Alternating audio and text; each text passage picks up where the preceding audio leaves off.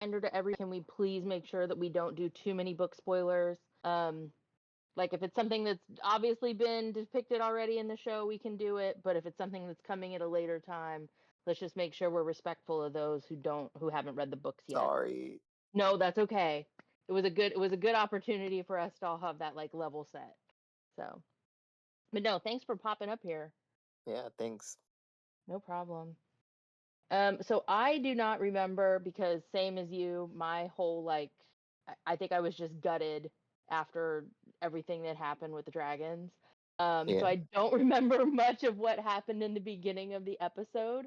So if anybody else, hey, Hal Spell It, how's it going? Good, how are you? Good. You can go ahead and like I said, I don't have an agenda or a timeline or anything. I was expecting Shadow Queen to help out and host, so I'm a little discombobulated here.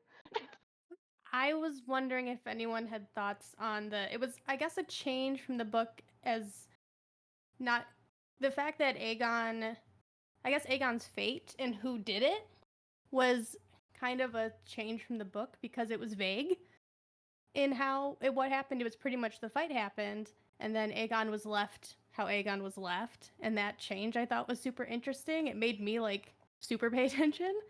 I was surprised they did that. That's true. That's true. And also the fact that they were all three of the dragons were supposed to fall down together.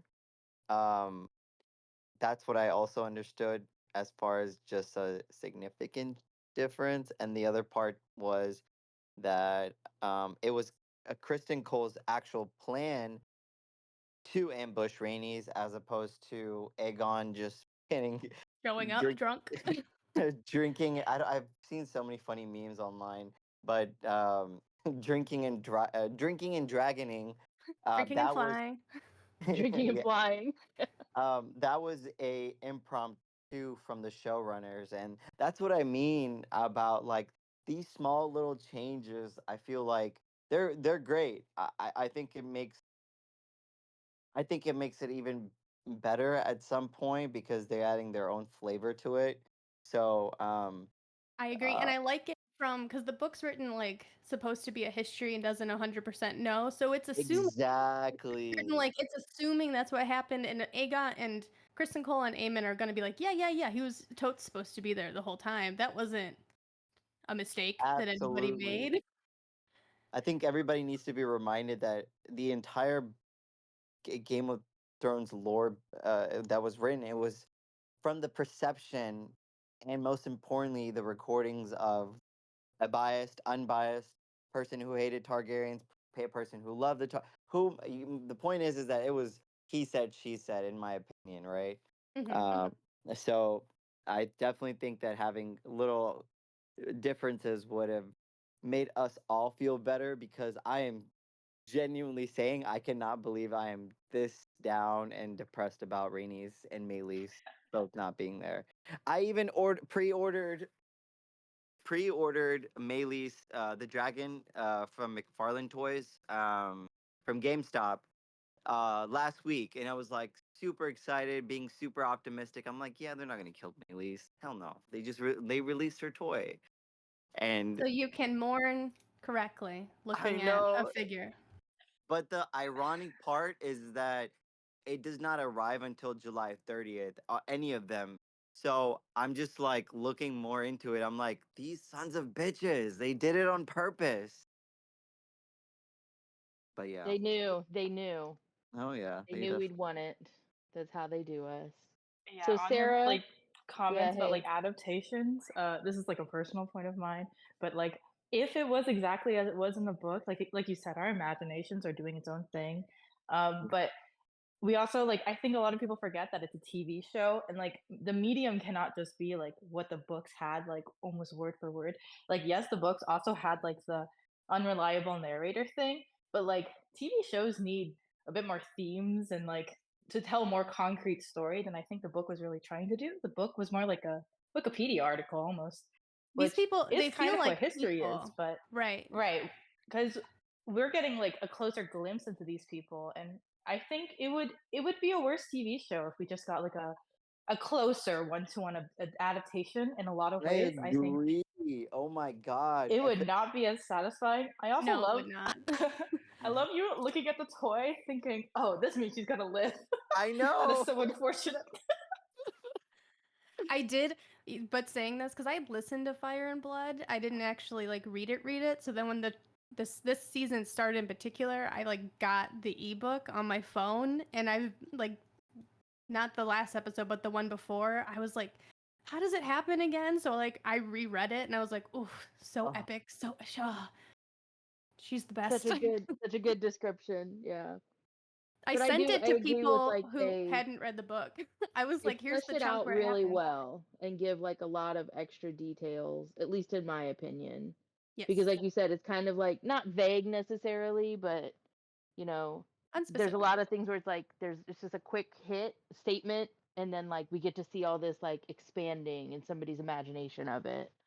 So I just want to say one other thing, especially because again, we're talking about like certain differences from the book and the actual TV show. Like the one significant difference I remember people just complaining all about was Lenore being able to live with his gigolo, right? Getting shipped off to Pentos or whatever. And out of the blue, the showrunners decide to make Sea Smoke acting all crazy and whatnot. And I was thinking that they actually did something really cool, allowing Lenore to live. And in my head, I'm like, season two, he's gonna come back as a hero. But the fact that Rhaenys didn't even get to know the fact that her son was alive was just gutting me to the core because she still showed so much strength and resilience after finding out that Corlys had a bastard. And I'm just like, oh my God, this woman has been through so much and she just deserved so much more. But yeah, yeah, that's so let's talk about that. So let's do the drift mark piece, right? Where Corliss and she sits there with Alan and she's like, "Oh, your mother must have been so beautiful." Like admitting oh and yeah, knowing. Like what do you guys yeah. think about that? She like, because I guess I saw the picture of comparing how she's responding versus Catelyn, and it's I saw that. that too. Yes. And like I always understood, like the Catelyn side, I always understood, and I feel like the lie to Catelyn kept Jon safe. Her anger kept Jon safe from anyone thinking about who he was. But I Can you think hear it's me now? oh yeah, Hey, there you Hi, yeah. are. Sorry, I've been trying to talk for the last 5 minutes, oh no, and nobody's been able to hear me. We can hear Sorry, you now. I didn't mean to interrupt. I just wanted to oh make you're sure good. I was audible. Um, yeah, go on, continue with what you were saying. Go on with our Stark comparison there. Well, I think Catelyn's never been 100% secure in the Noth. Renice has been 100% secure in pretty much everything she's been in. She knows her worth. And I don't think she sees it like she's disappointed, but she doesn't blame her secureness and who she is and what she can do has never been in doubt. And I think that has a lot to do with it, of how sure she is that this is not, and having lost her son and how the house stability is more important. I think she just took stock of what she had and what they lost and went, this isn't that big of a deal. Like, I can get over this. I'll be mad. I'm going to be mad for a second, but I'm not going to take it out on anyone. Well, and I always like anytime it's in a drama or a soap opera or something, just me personally, I always hate how they take it out on the kid when Yeah. it's not really their fault. Like they're an innocent bystander in this. They didn't ask to be born. And then I feel like Rhaenys did that like in such a nice way with him. Like, oh, like, this isn't you. Like, thank you for saving my husband, even though like I know who you are. Like I think it was so beautifully done, I thought, than how they typically do it in TV shows where it's I like, can't. I hate you. Like, like we were saying, like Catelyn Stark, I hate you, get out of my face. Like He's so classy. The yeah. character development behind Rhaenys has been just just been insane to me in such a great way because the way if you didn't read the books, if you didn't know who she was, the way that they introduced the entire show is that okay, this girl um basically didn't get a chance to become the queen because she's a girl. They showed a scene where her and Rhaenyra were discussing about how the realm would rather put the entire world to the torch before putting a woman, right? Blah blah blah. They kind of made her seem a little petty, not Bitter, necessarily bitter a little bit. and I thought that that's where they were gonna go with it, right? But every single episode where after that one exchange she had, she's been nothing but. I'm like, I don't know if I call it Mother Teresa. I don't know what I call it, but I'm like, a true queen Yes. does behave that way. A true She's queen like come to does. terms. Yes, and the way that even that one scene where they burned Lenore alive, I mean, you can just see how much she was crying over whoever that person's body was. But the sole fact of the matter is that she was such a good person that she absolutely deserved to be the queen. And the way she ended up going was the fact I saw this one uh image where was basically she didn't get to be queen, but she ended up dying for the queen to be. And I'm just like, why couldn't they just let her live? Because oh my god, we all just need some good justice in this world right now. And I was hoping that the House of Dragon show writers were actually going to give that to us, but I I don't I know. really liked how her, like, I don't want to say she wasn't unemotional, but like she was so regal in her thinking and so like above the fray, and you see that such a stark contrast, and again stark contrast, but between Nice. how like Aegon's getting mad, he does a little cat thing with the jar on the table, right? Like, he's like, he's so frustrated, and you can tell he's angry, and he's letting his drunkenness and his anger and everything take over, and that's why he goes into the fray. And even Rhaenyra, she was reacting with like such emotion, and here's Rhaenyra with like all of these things that have happened to her, and she still stayed so like noble in her Yeah. bearing and noble in her actions, and then to go out like that. And we'll get to the whole dragon dance at the end at the talk tonight, but that was one of again, Yeah. going back to Driftmark, and seeing her son who wasn't. She's the queen who never was, and he's the son who never was. And I Yeah. just kind of liked that comparison. In my head, she's also Oh. like a little bit of a drama queen. Like she's not like looking for the drama, but she loves being in it. She's like, it will not be cool for me to die in any other way. I'm going in. I'm going I'm all going out. out like Or stuff. like Her her at and the Corlys coronation. talk She's like the shit. back door. No, we're going through the floor. front. I keep She's here. replaying when she's like Angos Melis, and I'm like, no, bitch, turn around and go home. You can save yourself. You can know- do it. We believe in you. Her and Corlys talk shit about every function they have to go to together. They just like they go home and they just like, did you see so and so look at so and so? Yep, I saw it. Just And that's the bitterness that I'm trying to refer to. Even in the first episode, like where she's exchanging commentary about like how these knights have never seen blood because they have never been to war. I mean, like again, they made her seem to be a little bit bitter, and I'm like, I was completely wrong about her character. And I'm like, oh my God, crushed because the nobility that just ensued within her character development and throughout the episodes, even when they, what's her name? Allison came in after usurping the throne and for Aegon. I mean, she was uplifting another woman to being queen.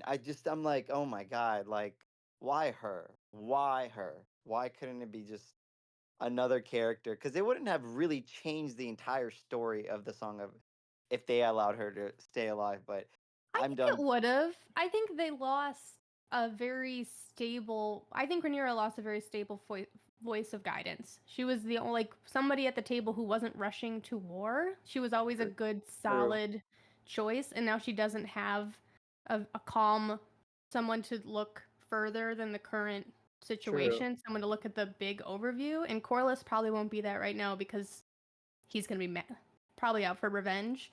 So I think she lost a calm presence on the council, which I think she does need because that council's pretty itching for a fight. Right, and even in But- terms of dragons, I think Melee's and her are pretty like it's stronger combos than a lot of the other dragon riders they have, who are probably closer to Rhaenyra's heart. Like Rhaenyra's not gonna want her son or her to probably go out and fight because that's her, the queen in the air, right? So Rhaenys was probably one of the more expendable. Oh, that's terrible. Expendable players I for know. on the black side. It's just it is what it is, and I think Rhaenys recognize that herself, right? Because she's looking at the group. She doesn't want her granddaughter to go in, right? And most of the other people that have dragons they're probably younger. I don't even think Bela's dragon is she's pretty small, right? And Cyrax is Yeah. also a pretty small dragon, all things considered. And Damon is in butt fuck nowhere, having like Silent Hill 2, and like he's not Oh my- communicating with anyone. Anyone's like, anyone here from Harrenhal? How's that going? And like crickets out there. Yeah. So So she's like, before we get into Harrenhal, I think Guys, Shadow would I- Queen has our like agenda for tonight. Yeah, so go ahead. I've been looking for an opportunity to jump in for a while now, and yeah, I didn't want to interrupt anybody, but obviously I want to make sure that we sort of like do things in a bit of an order, obviously, like so that we can give each sort of scene its respect and its due and stuff like that, and yeah, I mean. I joined a bit late, so I'm not entirely sure what we've already discussed, which sort of things we've already covered. If anybody could sort of give me a bit of a little bit lowdown on sort of the things we've already talked about in depth, so that I know that we don't need to go over those again. But No, I mean we barely got started. We kind of did like a brief overview of how we all kind of felt about the episode, and then like we barely maybe touched on the beginning, at Driftmark a little bit, and that's maybe it. So, yeah, go ahead and okay, I know you guys always have like an organized like what we're gonna discuss, so go ahead and start wherever you want. yeah, no, all good. Yeah, no, I think like we usually go in order, right? And I think in that case, I think considering that we start this episode off with Damon, we started off with Harrenhal and Damon's dream with young Rhaenyra. I think that's probably a good place to start. Obviously, we've sort of been in Harrenhal for a while now. This is, I think, the third episode now that we've had with Damon in Harrenhal. Either the second or the third. I think it's the second actually, maybe. But yeah, so Damon's still in the midst of Vision Land. He's having he's having some pretty intense dreams, and young Rhaenyra has appeared twice in them now.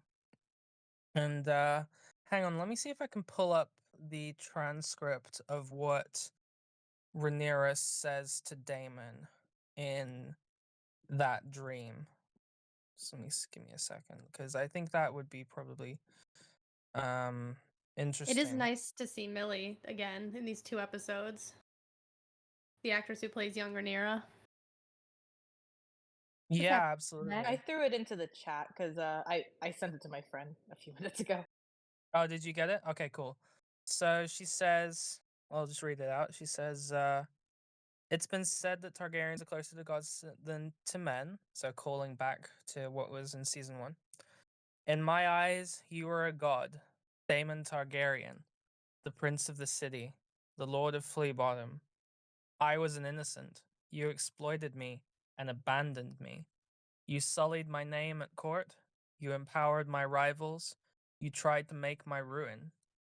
You put me on that throne, and you love me and you hate me for it. You created me, Daemon, yet you are now set on destroying me, all because your brother loved me more than he did you. This is what you always wanted, is it not? Pretty haunting stuff.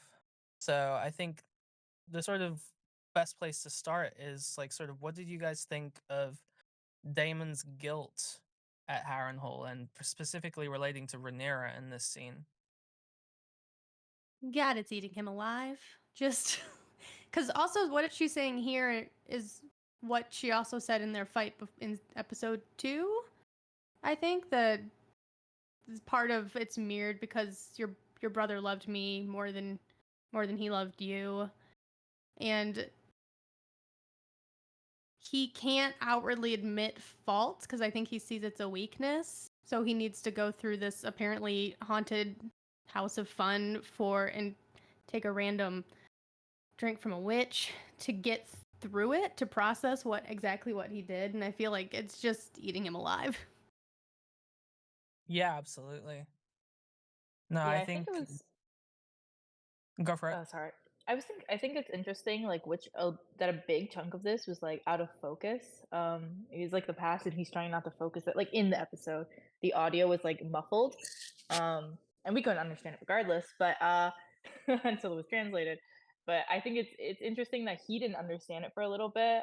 It's almost like he's trying to like kind of ignore in his own head a little bit what he has done in the past, and like now it's coming into clarity for him. Um, I can't believe he drank that potion. Sorry, I'm still angry about that. I can't believe he just drank a random potion. But I think it's interesting what like he could hear, but like what was clear to him when she was speaking to him, and what like wasn't. I don't Yeah, know if that's I'm making actually a sense. really interesting. That's a really interesting interpretation of that because I sort of interpreted it differently. I interpreted it as his sort of like real life grogginess from the potions and stuff like that, the stuff that Alice has been sort of like feeding him and treating him with, sort of affecting his mind and stuff like that, and just making everything seem very weird and fuzzy and out of focus. Because we saw that a lot with him talking to Willem Blackwood at the table as well, where he was just sort of going in and out of lucidity. So, but I think your interpretation is actually really interesting, and I really would be interested to see like how Damon's like interactions with people from his past change how he interprets those dreams. I think it'll probably be different for each person. Like we saw bits and pieces of Rhaenyra, but we saw Lena very, very clearly and stuff like that when she showed up and poured him. Like they had eye contact, and it was really interesting to see like how sort of in focus she was and how clear she was versus what Rhaenyra was doing. But yeah, so obviously this is the work of Alice. We don't see her in that specific opening scene, but I think I just want to kind of get some general thoughts on sort of your impressions of Alice and what she's doing to Damon. Why do you think she's messing with him? What does she have to gain from this? Anyone want to jump in on that? I'll be honest. Her scenes, I'm distracted by how pretty she is. I am a simple woman. I do want to know what she was mixing in that. She seems way more like she almost seems like some of the audience members, right? Like she is like trying to psychoanalyze Damon and really like get in there into his thoughts, which is not something you see a lot in House of the Dragon. These characters have like the emotional knowledge of like a rat. The rats, honestly, probably have more. Like this is like she's thinking more about what Damon's actually thinking more than like I feel like most characters tend to. Like she's kind of getting him, and it feels like she's trying to get in her head, like at the most. She does seem modern, right? Like you said that, and I was like, right. She does strike me as, I feel like modern on purpose, which makes her seem very weird in that place. So, but she seems like at one with this weird, creepy ghost castle, and so like it's almost like a hazing ritual to get through. Like, well, you have to go through some therapy to stay in this place, so we're gonna go through your inner demons, which is a lot. This is the therapy house. Yeah, That's but why is they're she also afraid helping of it. him? Is she like helping him work through his demons, or is she trying to jack with his head to Or like? just to destroy him, because the only Right, thing that'll take him out is himself. That's interesting. right. And because this is only her second real episode. She showed up a couple of times. Yeah, I think this is the first one where she's had any meat to her like dialogue and everything. Whereas I think she kind of had maybe like a couple of one-liners in previous episode, but this time it's where like she's like actually interacting with him, and it's not just kind of like a throwaway line here and there. Her first line that we heard from her was actually quite ominous. Was what she said, I think was it episode 3? It might have been. Where she saw him and she was like, "You will die in this place." That was Oh, the first thing that she said. That's right. How could we forget? Just So that's a casual yeah, line. that's quite the first impression to make on him. But yeah, no, she's an interesting character, and I'm pretty I'm also wondering, like, because one of the things she said that really stuck out to me was she said that I'm no woman at all. I'm a barn owl. do, do we think she actually means that? Do you think she's actually Do an you think she owl, can or warg? She might be able to. yeah, Maybe if she's a warg person, she she could can. be. Barn owls are pretty ferocious hunters, aren't they? And they eat their prey whole and then puke out their bones. I'm pretty sure they're pretty good hunters. That's Almost what like- 90s animated cartoons have told me. They're pretty scary. Yeah. Based on what I've learned in popular media, they're really good hunters. So I don't know, Damon. Maybe if someone calls herself a barn owl, you should be a little worried. Be a little scared. Foreshadowing, perhaps. Yeah. She's If also the only person anyone- who's. Oh, If anyone's new to the audience and you want to join in, just make sure you raise your hand if you want to come up here and chat. oh yeah, we can. I can get gone if somebody wants Oh to no, come up. no. Just I've seen some new people pop in, so I just wanted them to make sure they knew what to do. That was all. I can get back in the car and keep driving. Yeah. Because also No, you're Harrenhal's good. the only place that's unnerved Damon too. Somebody who saunters into pretty much any situation. He can't saunter his way through this gross castle. So it is interesting to see. Well, and at what point at the episode was it where he, oh, I love my granddad. Well, he's gonna die. Why don't we just Yeah. kill him? That- Like he's that was still right just as after this. ruthless. The like Tullys still just have- as ruthless, and then like all this crazy stuff's happening to him, and it's like maybe you want to change your attitude, buddy. Maybe. Just calm it down just a touch. He came here looking for a fight, but is getting one with himself. This is not what he expected. He thought it was just gonna be like a normal physical fight, and then he's like, "Uh-oh, wait a minute, it's my inner demons." So yeah, just a quick little segue actually, now that you've mentioned that, because that was I think what happens once Damon wakes up from his dream with Rhaenyra is that Sir Simon Strong, we love Sir Simon Strong, comes and picks him up and is like, there's been a message, there's been a raven, and he comes out and he has a meeting with the little boy, little Oscar Tully, who's quite scared of Damon. You'd imagine. For good reason. I mean, this is literally the second most powerful man in the realm, probably. He's like And 12. It looked like. yeah, and I mean, he's a tiny little kid. He doesn't have a dragon. He doesn't have a big sword and stuff like that. He's not a Targaryen, and he knows He's that just a Daemon guy.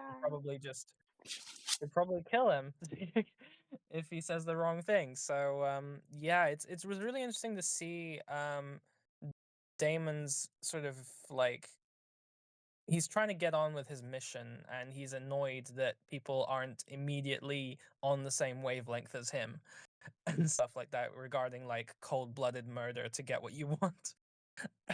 But yeah, I mean, we get our first glimpse of a Tully in the show. Obviously, if you guys remember the Tullys, that was Catelyn's family from Game of Thrones. We've also got like Edmure, and I'm trying to remember other Tullys. The Blackfish was a Tully. Blackfish. Yeah. So yeah, we've got Well, Oscar and I Tully in thought that show now. I thought with him saying it that way, it kind of made me think a little bit like, is that what he kind of felt about Viserys? And we know that's what he felt about Viserys the whole time. Mm-hmm. Oh, he's on his way out. Let's just kill him. Like, It'd be You know it'd be what I mean? kinder. Let's just. yeah, like that's what he's been thinking. And so, how long did he have to like? I don't want to say wrestle with it because I don't think he was wrestling with it. But like, that was in like the forefront of his mind like the whole time. Oh my God, why Well, I can't I think- just kill him? Why can't I just kill him? I think that's interesting because last episode they were talking about that lord that was like really having a tough time. Like he was in bed 24/7, and Damon was like, "Doesn't matter how he is, you guys should listen to him regardless." Which like that could be he could be kind of like thinking about Viserys when he's telling these people that they should listen to their lord, even if he's dying, can't hold in his stool, whatever's going on with him, because that's probably kind of how Viserys was in his final days. So he's like, But I you got to think he's respect him only regardless. saying that because Viserys is the one who said Rhaenyra is my heir. So I don't think it's something he really feels, but it's an end to his means. Gotcha. So this is like his That's inner why like, I think just like, kill him, yes. just stab him. Like that's why I feel like this was like how he really felt. Like he's saying before, oh, we need to listen to our, like listen to your elders, kids, basically, because it gets him what he wants, which is Rhaenyra on the throne. But how he really feels is he's dying. You just need to put a pillow over his face. You see what I'm saying? Yeah, this episode might be more how he really feels too, because he did chop off a certain Rhaenyra's head. Made me scream out loud. Was not expecting that. Yeah, absolutely. No, I think it was a really interesting opening scene. I'm trying to remember. Does anyone remember the scene that directly follows that one? What do we transition into after that? I'm trying to pull it up right now, but all of the episode. Is it Alicent with the moon tea? Or is that It later? might be. It might well be, but it's I think that's a good that definitely happens early on in the episode. So I think until I find the concrete order, I think we can probably move on to that. So yeah, so as you mentioned, Alicent is she's struggling. She's not feeling too good physically in this episode, and she's notably absent from the small council, which is interesting because she's usually quite present there and quite vocal. So it's also interesting to see how the small council is acting without her there to kind of corral them and stuff like that. Um, but yeah, Alicent is she's not feeling too good. She's had this moon tea prepared. She has the conversation with Maester Orwyle, and where she sort of brings up Viserys's last wishes again.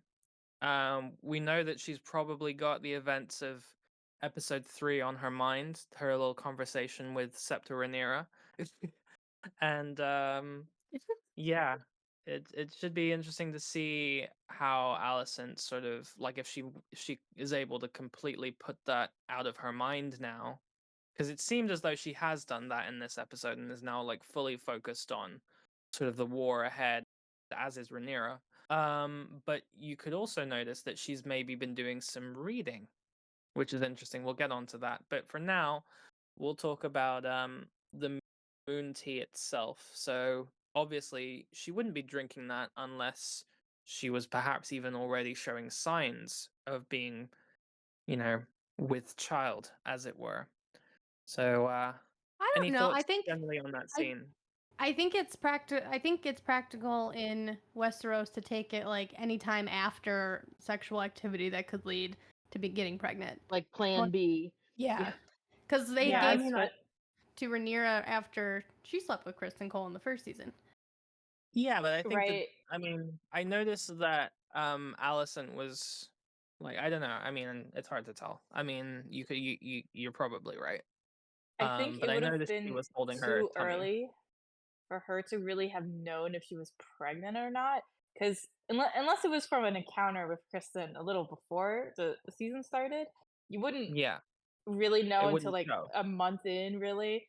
But in her case, I wouldn't judge her if she drank it, if she like took a swig almost every time after. Because if she gets pregnant, her husband has been dead. Like, that is not The a good gods situation have to be in. blessed one last child from the dead.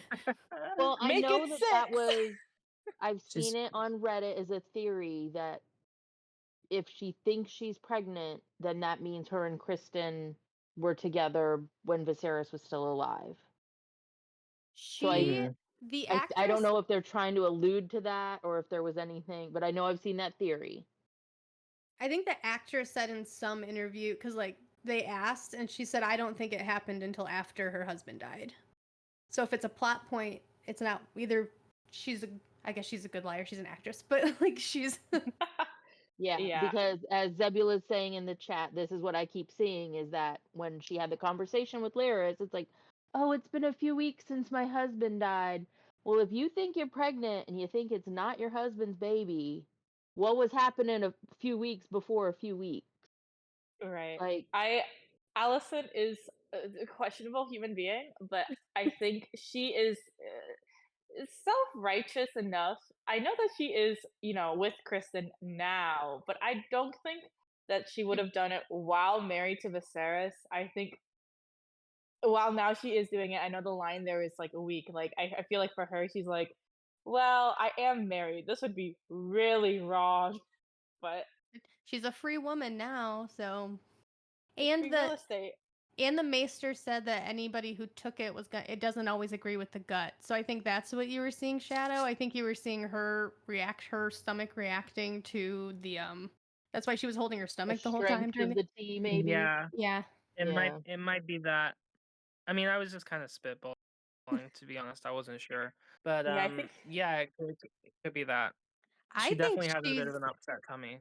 I think she's also the guilt of the fact that she might have started this whole thing on misunderstanding what her dead husband was saying. I think that also is making her ill. Because yeah, it's everything. Oh boy, poor girl. Post the talk in the septa. yeah. Yeah. Like, oh God, I've made a mistake. What is it? The Arrested Development. I've made a huge mistake. Yeah. Right, I think I heard somebody say that what she was doing, like in the fireplace, is like using like the warm stones to kind of like use as like heat Yeah. pressure, which like people who menstruate, y'all know it. Yes, that, we need a heating that's the pad. goal. Yeah, so she's just doing it the old style, a rock from the fireplace. You do what you need to do. Yeah, I think she's feeling guilty. I think because she's spending the entire episode looking for scrolls, looking for histories. So she's looking for some kind of historical note to Aegon's dream to prove one way or another that She, it could. and she was in the room with the dagger. That is so funny to me. Like she was looking, she's like, "Where are the books?" And Aegon walks in, dagger like on his side. Like, what books? What are you talking about? I don't read.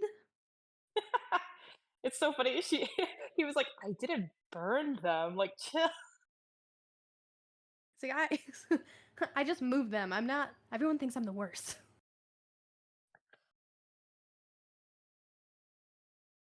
Sorry, I'm just like casually skimming through the episode, trying to see what order what scenes go in, so I know what comes next. So what I found out is that we actually have before the Alicent scene is the Rhaenys and Corlys scene. Although Oh. I think I heard you guys already talking about that. Yes. Do we want to stay on Alicent, or what do we want to do here? I think we could probably skip it and just like move on to whatever comes next. So what Because comes we after didn't talk Alicent? about the council yet, and I think that comes next. Yeah. Okay. Where like they decided Rhaenyra's like, no, you're not going, and Rhaenys volunteers, and Yeah. Let me just see. I'm just like skipping through the Alicent scene right now. So I should find what comes right after it. you could probably Now, do yeah, it is. I either found it. small council, probably. Yeah, it's the Black Council. It's Bela sort of briefing them on what happened when she was in the forest seeing Kristen. We've got more of Sir Alfred Broom being a dick, and My God. yeah, it seems like the council every episode is getting more and more like brazen in how they're looking to basically undermine the queen, pretty much. Right. I like how they weren't really respecting Rhaenys, but the second her husband comes in, they're straight they- up and they're like, they shut "Oh, up." look, Corlys!" Like, "Oh, okay, suck a dick harder, my guy." Do you Like, I think? don't. Go ahead. Do you think some of these council members chose Rhaenyra because it could get them a spot on the council, and not that they actually think she should be queen? Because it feels that way a little bit. I feel like they think she's a woman and they can just run roughshod over her. Mm-hmm. They And I don't. probably And I don't know if it's They- because I'm a woman, but I felt that whole council scene was very like girl power / like, because like Bayla comes in with information and they immediately shut her down. Yeah. The Like, F was oh, that? you're just a girl. You don't know what you're talking about. And You I'm don't like, have eyes. yeah, like she's giving you intel. Shut up. and then they like try to run roughshod over Rhaenys until Corlys says something, and then all of a sudden, oh, we believe him. He did Okay, have a yeah, we'll dramatic listen. entrance. He does get Yes. points for being like Paolo with the door. I was like, ugh, why does this feel like every job I've ever had? Like, and again, I don't know if it's just because, personal history or whatever, but I'm like, man, like, was that intentional by the writers? I think And so. are they doing this? yeah. They're only supporting Rhaenyra because they think, oh, we're gonna make her queen, but she's gonna be like queen in name only, and we're gonna run things on the Shadow Council. There's That's a what I was thinking. I can't remember who was on the throne at one point, but I do remember reading in Fire and Blood they chose somebody to be Master of Coin because his wife will be able to get it in order. They didn't choose her to be Master of Coin. They chose her husband because she did such a good job whipping that whatever kingdom, whichever house that was in shape. And I remember being like, "Oh my god, just put her on the council. You even know she's the one who did it." I remember, I think I talked about it last week in the last discussion, but I don't know how many people were there. That I think part of it might be that we don't know exactly why some of these like lords or other men in the council necessarily why they have decided to follow Rhaenyra. Some of them might just be like really honoring the oath that they made to like her when she was and Viserys when they were younger. Some of them might actually like believe in her, but the ones that are just like honoring their oath might not necessarily be like, "Ooh, girl power." They're just like, "Ooh, what the king Oh, said." So, I have some theories on why some of them, at least, are on the council and stuff like that. So, for example, Lord Gorman Massey is on the council, and his daughter, Elinda Massey, is Rhaenyra's handmaiden. So it sort of maybe makes sense that he would be supporting Rhaenyra, since I think that happened. I think Elinda Massey has been Rhaenyra's handmaiden since before Rhaenyra was crowned. So it sort of makes sense that he would be invited onto the council. The other houses, people like House Staunton, who's like was the Lord of Rooksrest, which was where the battle was. It's not that far away from King's Landing. So it sort of makes sense from a strategic point of view to have those houses as sort of vassals and allies and stuff like that. Sort of giving you the opportunity to like move your armies and forces and stuff like that easier through like the crown lands and stuff like that. It's also one of the reasons why Cole is on his march through that particular area and stuff like that. They're all trying to get territory to make maneuvering their armies easier and obviously add to their numbers. I think with Rhaenyra, she's chosen her council members quite carefully in terms of like they're not from the biggest houses. They're not from the most influential houses, like House Staunton, House Darklyn, which is where one of her Kingsguard comes from. It's all quite strategic. There's historical pedigree there, and it's sort of to give her a bit more legitimacy, I think, because she could quite easily have said, "Look, I want, you know, you from House Aaron, I want you from House Stark or whatever," and maybe she might have gotten something there. But I think she's thinking more about short-term success and building and stuff like that, and she's hoping that she can get some sort of reliable allies from that. But I think we're seeing that her council seems to be full of these men who think that they can undermine her and steer everything their way and stuff like that. So they don't seem to have much confidence in her, I think, is what we sort of found out from that scene. right. I wonder if that leads into why she hasn't chosen a hand of the queen yet. Like, at least like you don't have to tell me why you're leaving, I guess. But it's kind of weird that she didn't leave somebody at least like kind of in charge. Maybe she just doesn't trust anybody else enough. But I mean, I think she could have maybe handed it like made Rhaenys her like hand of the queen at least while she was gone. Right, just have somebody who knows what's going on to stay back and be like, "It's gonna be fine. Everybody calm down." Or whether or not it will be fine or not is because it was a silly plan, but it worked. I feel like she pulls Damon as like a de facto hand, even though he's not officially named. And even though I know he's away at Harrenhal, I think because she like expects him to do that for her, she maybe hasn't thought about, oh, I need to name somebody. Which may also Right. play into a little bit of where she's really not prepared to be queen. Like she thinks Right. she I is, just but she's kind of not because she's not thinking about this stuff. right. I can't believe that she's like, I'm just gonna go on a trip. I support her. You know, you did what you need to do for your, emotional comfort. But like, what do you like? You just leave them all without like, hey, I'm gonna go. Like, at least tell one person what's going on, or like leave one person like, if you have any questions, go ask my son or something. Like, it's that's kind of twice. wild, Rhaenyra. Kind It's of twice in the wild. past month that she's just disappeared and nobody knew where she went. Which both times we got like it's understandable the first time she needed emotional closure for her son, but it's also she was gone for assuming like a week and a half. And then this time just we're gonna wander into King's Landing. It's fine. How long does it take to get to King's Landing? I don't know. The fact They that it aren't was that far days away, are they? was weird. I thought it was weird she was gone for days. That didn't seem right. Right. Yeah, it's not that far away from Dragonstone. In fact, it's like literally right across the bay and The stuff like that. water. So Yeah. it shouldn't really take her that long. I think I like the fact that it did take some time, but I think they were inconsistent with it because in last episode we just cut to her there and stuff like that, whereas this episode it took her half the episode to get back.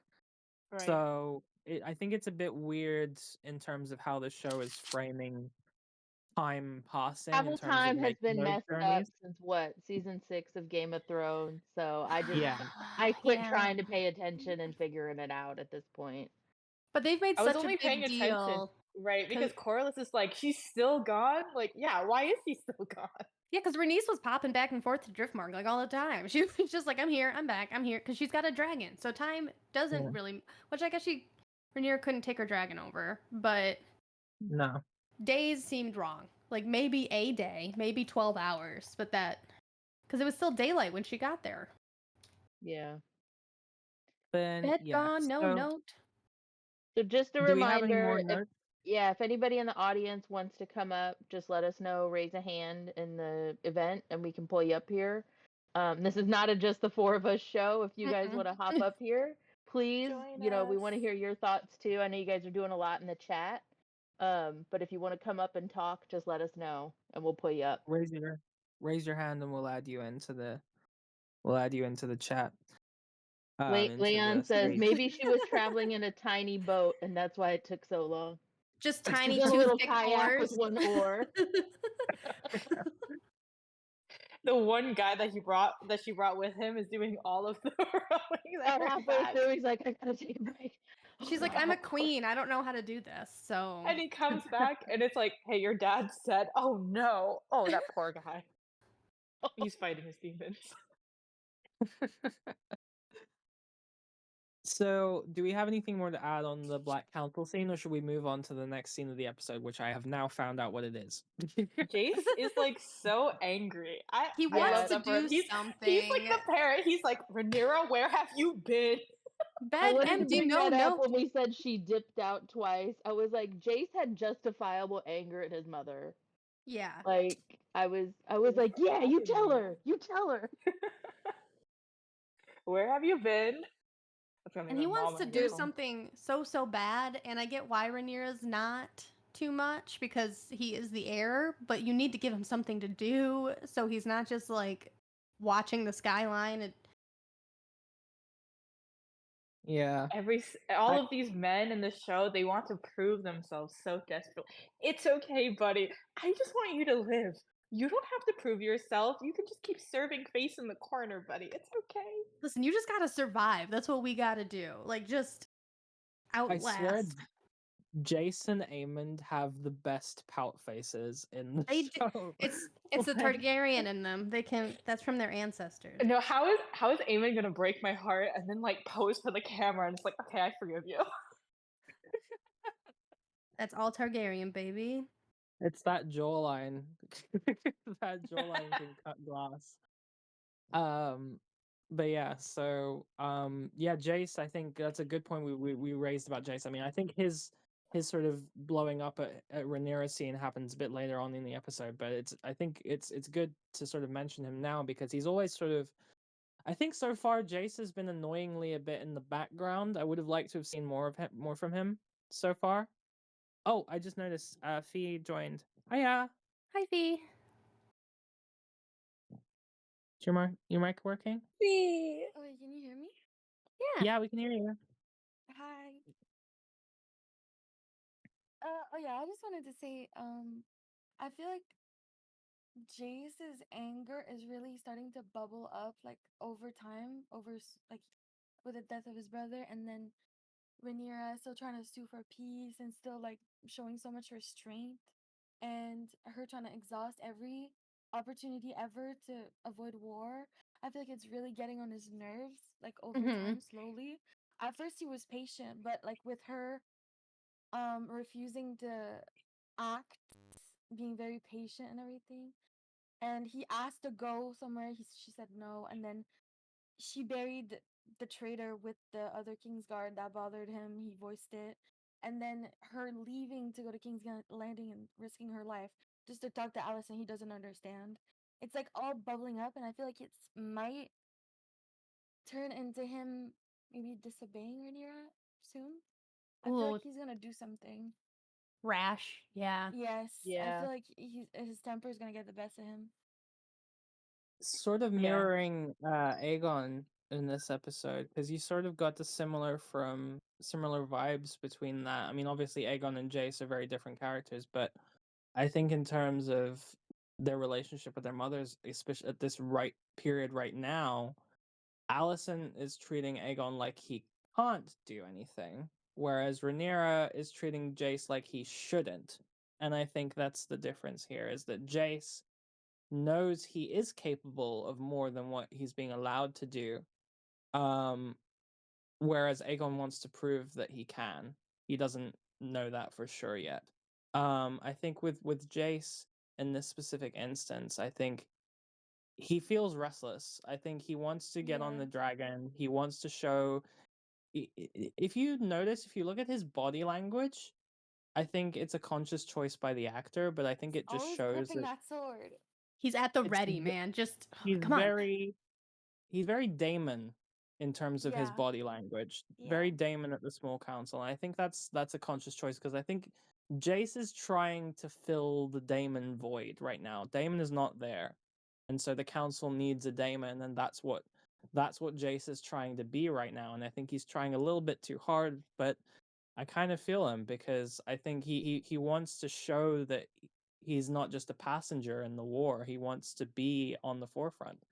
And it's hard because you do get Rhaenyra's point of like wanting to keep him away from that now that she's lost her other son, her younger son. So yeah, I think with Jace, I think he just has a bit of that resentment still in him, not only Yeah. from being sort of denied the ability to participate in the war by Rhaenyra, but also I think he wants revenge. I think he's Yes. angry about his brother's death, and he wants to sort of take that anger out on the Greens.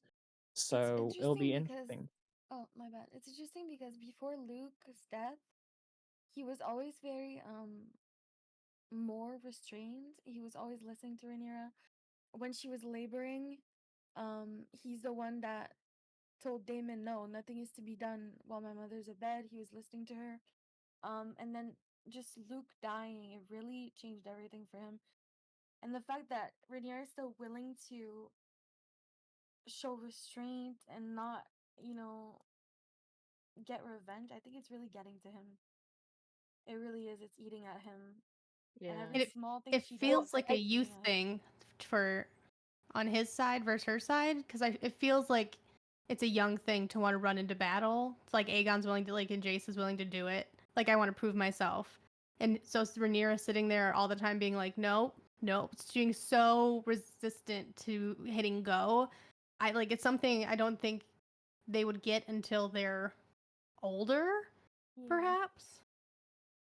If they Yeah. get It's like older, who Rain used to knows? Well, and I say, think I know the I'm young skipping men. ahead a little bit in the episode, but like where she shares Aegon's dream with him, I think it kind of helps him understand like my mother really does feel that I'm the heir, I'm next in line, and I may be raring to go and wanting to do this, but I really need to think about like I can't be so rash. I can't jump at everything. I can't be so angry. I need to kind of temper that because I am the heir. Just as she feels she really is the heir, she's now passing that on to him. And I think that kind of like I don't know, grounds him a little bit. Like I think you're right. I think he's got that like teenager in him where I'm trying to prove myself. I'm trying to, show my mom I can do this, but then she kind of tempers that a little bit with I'm going to tell you what my father told me and you really need to think about this because you're next in line and you're going to have to carry and be the protector of the realm. And then Yeah, I it's think that almost kind of like oh, that's like a weight on him. Oh, maybe I shouldn't be so angry and ready to do all this. You know what I mean? it's an added layer of you need to be thinking about the greater purpose, not just Right, your the own big picture. desires. Yeah, it's Yeah. it's not about the vendetta, it's about the kingdom, which is Yes. you want the throne, you get the threat, you get to worry about the entire kingdom as a whole. She was basically leveling it with him like I'm human too. I want revenge too, but I have this added layer of responsibility with this dream that was given to me by my father and everything. So I think that's why she wanted to tell him, just so he has that layer of responsibility too, maybe slowing down his impulses. Mm-hmm. Yep. Yep. Which goes I back to what support we were them. saying where like Aegon's trying to like prove himself. We don't really think anybody on his side is really for him, kind of. I feel like they're all kind of for themselves and he's like a figurehead on their side. Like he's king, but they all want to rule through him. If Otto Whereas wanted him to be king at the end, if Otto wanted Aegon to be king, they should have done more. Everybody did a bad job raising these kids, expecting them to be heirs to the throne, because nobody seems to really know exactly what to do. Like this is on Viserys, this is on Alicent. Like yeah, it's just, you guys need to raise future rulers, and you just kind of let them do whatever until they're in charge, and suddenly they don't know what to do. yeah, They just let failed him to run make him wild a in the good street. puppet. Yep. Yeah. Yep. He's not even a good puppet. He's not a good Puppet. puppet or a good ruler. Like pick one or the other. You can't pick something in the middle in your case because this is what you get now. Good luck. They're just running feral in the streets. What I Literally. will, Yeah. what I will say about that is that I don't think. I mean, I think that this is Otto and Alicent's fault, rather than Viserys's fault, because I think Viserys never intended for any of his kids with Alicent to be anywhere near the throne. Even Aegon, I think, obviously he knew that there was a possibility that Rhaenyra might die and stuff like that, but I don't think he was ever really crossing his mind that he might have to teach Aegon Just more something. proof that Viserys wanted Rhaenyra. Well, with Yeah. Viserys, I think for me, it's less that I wanted him to kind of step in and make his son and Helena like better rulers. I don't think that's what I wanted. It would be nice if he kind of looked at them and because I would like to think that he's a little bit why Rhaenyra is a bit more like mellow, a little bit more normal is the word I'm going to use. And I wish he kind of looked at his other kids and been like, they could use some love. And maybe we just didn't get to see it, but it felt like he wasn't the most involved father. And while he certainly is not the only one to blame for how his kids came out, they also made their own terrible choices. Uh, I think he definitely could have stepped in a little bit more, but it's a complicated issue. If That Aegon, agree. if somebody had just Um, like so patted helping. them on the head just to be like, they're there, you're loved, and that would have changed so much. one question I have for a moderator here, um, is this chat show only? No talking about the books? Yeah, it's show only. Okay, gotcha. No worries. Well, I think that You're like, I'm gonna step down now. No. no. I think that Viserys did all he could with Rhaenyra, and he realized that he made some mistakes. And whenever it came to Aegon and Aemond, he didn't quite know really what to do with them. Especially after Aemon lost his eye, I think he kind of pieced out after that. Yeah. No, I think Viserys always sort of saw Aegon and the rest of them as a little bit of a nuisance. I don't think he ever really took them seriously, even just as his own kids, let alone as potential heirs and stuff like that. And I think, for him, it was Rhaenyra, it was Emma, it was never Alicent, it was never Aegon, it was never any of the others. Yeah. And that's the sad We thing do have about it, to. is because I think, yeah, go for it. I said we do have to consider though that for the developing part of Aegon and Aemon's life, Viserys was dealing with a horrible disease, so that probably, maybe he did want to reconnect with them, and then he just never had time because he was dealing with that. I think part of the reason why Viserys wasn't really an active father with Alicent's children is he realized, in his words, how much of a calculated distraction Alicent was by Otto. And I think it kind of disillusioned him with the whole marriage, even with the children at that point when he realized that. Um, and by that point, I think he was just very disconnected with that side of his family. He was very obsessed with honoring Emma, the last piece of Emma, which is his daughter, and he had so much guilt over her death. That's just kind of all he cared about. All he had energy left to care about with his disease and everything. True. Yeah. Isn't it kind of funny how, it can remind you of Robert Baratheon and Cersei in that way, with Robert Yeah, being obsessed over Lyanna and yeah, Viserys never letting go of Emma. definitely. I see that. So I'd like to move on from, like, I think we're gonna segue into, I think I'm gonna combine, because the Cole scene is quite short. I think I'm gonna combine that with, oh, someone's raising their hand. Hang on. Oh, two people are raising their hands. I mean, I think we'll have to. I mean, we're not really gonna let the stage go higher than 7. I think so, unless people want to drop out, so we can have some more new people jump in. Um, then yeah, okay. So we've done that. So I'll invite some other people up. I think Amond, you put your hand up first. So if you want to accept that invite, then you can come up. It may be Discord glitching out too and raising a hand when they don't intend to. Yeah, it might be. There's 2 Amonds, so that's another confusing thing. Because both of them had their hands up. But anyway, I'm gonna segue into I'm gonna marry the Cole subduing Duskendale scene together with Aegon and Aemond at the small council. Since the Cole scene is quite short, and we can just talk about it just generally because that does sort of tie in with that scene. So obviously, first thing we have Cole subduing House Darkland. He's had a short battle. They're all dead. He's beheading the Lord Gunther Darkland, who is the father, I think, of Stefan Darkland, who's on Rhaenyra's council / is one of her Kingsguard. So that's quite sad that his father is now dead, and obviously one of the things that Gunther Darkland said to Cole before he died was that Cole isn't fit to wear the white cloak, and that there no honor left in this world. It's also the first time that Kristen is referred to as Kingmaker, which is an interesting new title that he's got now. But yeah, so Kristen has won another small battle. He's been quite successful in his sort of campaigning, and now he's setting his sights away from Harrenhal, surprisingly, which Gwen Hightower doesn't seem to understand.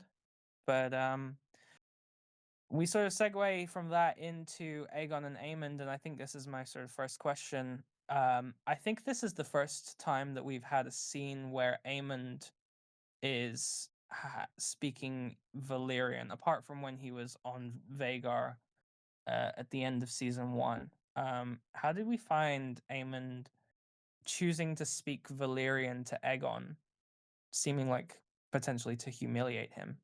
Incredibly we interpret that? sexy. Sorry. Why?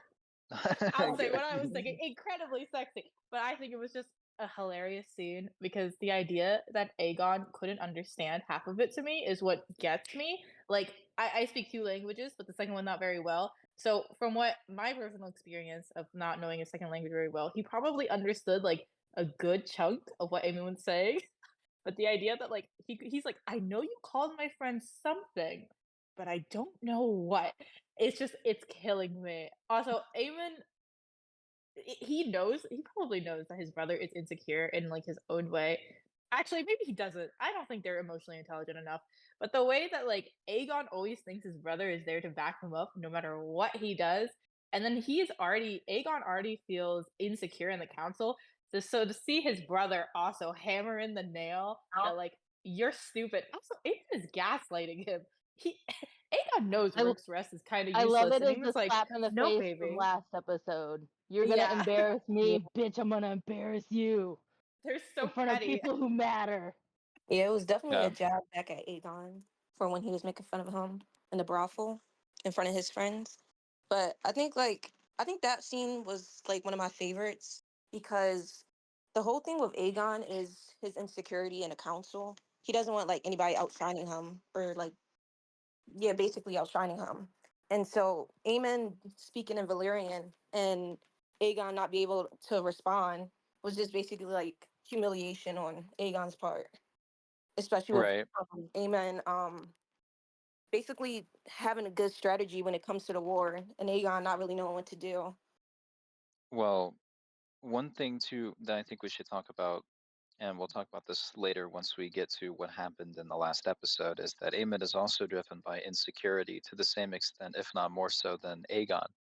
So Oh, the reason definitely. why he was Yeah. putting down his brother is because Aegon put him down. So he wanted to do that with High Valyrian, both to um, have Aegon realize that he doesn't even know how to speak it and cause him to be more insecure about that, but also to show him that, you know, he has never taken anything seriously and he's unworthy of basically all that he has, which his mother later hammers in after the fact, which has disastrous results. So Aemon doing that caused a problem.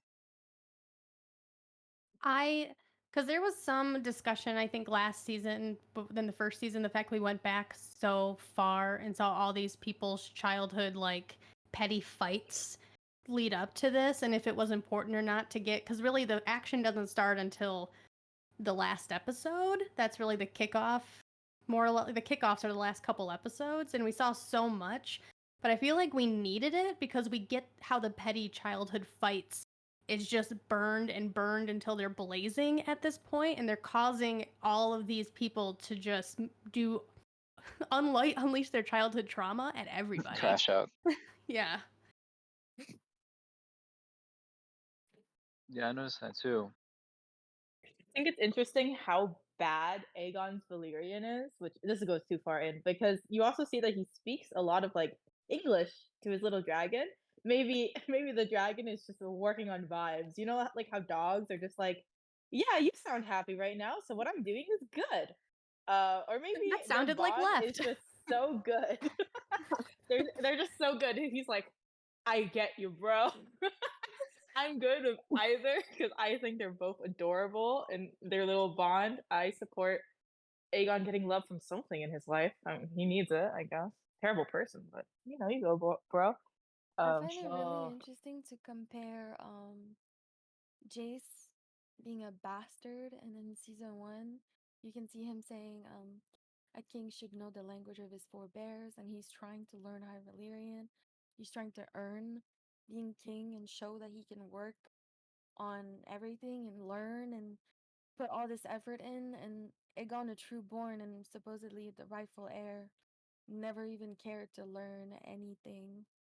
I don't know. I find it an interesting comparison. Yeah. Because Yeah, again, he was Jace never is bred someone who for being the king. Like that wasn't his. That's not his bag, baby. yeah, I think it's Jace has the drive of Aemond without the. So far, I can't really see much insecurity in him, but he does have a Yeah. drive. because he knows he must earn his place. And I think that's an admirable thing. If the Blacks were to lose Jace, then that would be a huge problem. I think Jace I is also think probably a little insecure too, but I don't think he's nearly as bad as either one of the Green Boys. Just based on the fact that his mother does seem to actually like love him in a healthy way. And I think part of the issue why the two Green Boys are so insecure is that they didn't get the kind of love that they would necessarily want from a mom, right? Like one that's kind of always there and they're always there to support you. I don't think they felt that from Allison at all. Even And both his so fathers loved him too. right, like it's tough. They're Yeah, struggling. if you look at the way I that they interact, it's and if you look at Jace interacting with Rhaenyra, especially in the last episode, Jace kind of held her accountable for the weird things she's been doing, which means they have an honest relationship as opposed to Aegon just kind of like sitting there like ooh whenever Alicent was Yeah. going at him. Can you guys hear me? I'm just Yeah, just yeah. Yes, Yeah. making sir. sure. Yes, sir. Yeah, I'm just making sure. Okay. So yeah, I just wanted to sort of touch on Aegon specifically, I think, in this scene, because I think this is where we start seeing a little bit more of how frustrated Aegon is becoming, that people don't seem to be listening to him. I think it's interesting to see that his authority is so easily undermined, not only by his brother, but also by the rest of the small council, who don't seem to care what he has to say. And I think it's interesting to see that Aegon, who has gone from being somebody who didn't really care much about that, is now someone who really wants to be involved. He really wants to know what's going on, and he's annoyed that people are making plans without him. I think it's interesting to see the change that he's gone through, and it's kind of almost sad in a way to know that this is a man who is quite like, he wants in his own weird way to prove himself. He wants to show that he can be a good leader and a decent enough king, which I He don't wants think to he can. matter. He wants to matter, exactly. That's a really Yeah. good way of putting it. He Yeah. wants to have his say and for his words to carry a king's weight, but they don't. And I think it's Well, interesting to see Well, him start to there's a good unravel as a comment result in of the that. chat from Tony Soprano that says the Aegon thing is interesting given their refusal to involve him led to the plan at Brook's Rest being thrown into disarray. they don't. Yeah, and they don't even like consult with him about this is our battle plan at all. He kind of knows that's where they're going. They don't tell him what the secret is. He's the king. He should know. Even Cole, his Exactly. hand that he just Yeah. named, doesn't tell him The anything. hand, yes. This is supposed to It's be your crazy. right hand, and he doesn't say anything to him. Like nobody takes him seriously, and I just feel Yep. sometimes I feel bad for He Egan. wants Yeah, to his matter so council. bad, and his mother literally hammered home how much he does not matter in that scene. Like you Yep. just do nothing. That's all you need to do is nothing. You don't matter. Yep. I Yeah. think We're that more we're better than you, you know. She was spitting We've facts. sacrificed so much to put you on the throne, but we haven't spent a single fucking second preparing you for it at all. You don't matter. You're here as a placeholder. We're gonna do everything.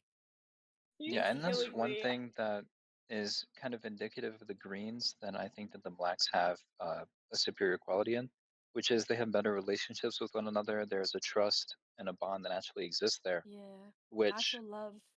yeah, which means that whenever the Blacks lose one of their people, it causes the others to be sad and do things like what Damon did, for example. But whenever the Greens lose someone, well, you know, they actively try to kill each other.